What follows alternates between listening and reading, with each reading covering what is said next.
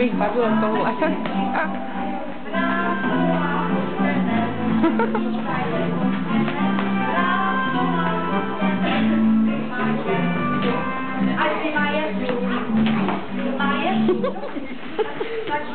Jsme to ráno zopakovali dvakrát a oni jsme se nadechli. Náhodou dobrý.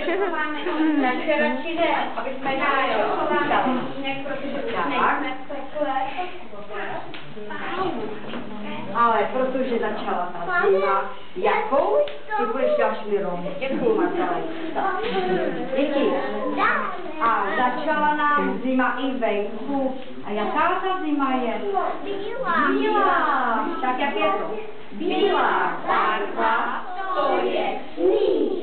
Bílá barva, to je sníh. Bílá barva, to je zima. A ta zima, to je zima.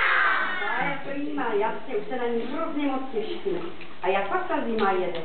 Jede zima, jede na staní, rozhazuje kolem sebe, rozhazuje sníh. A ještě ta zima dokáže nám něco ukázat.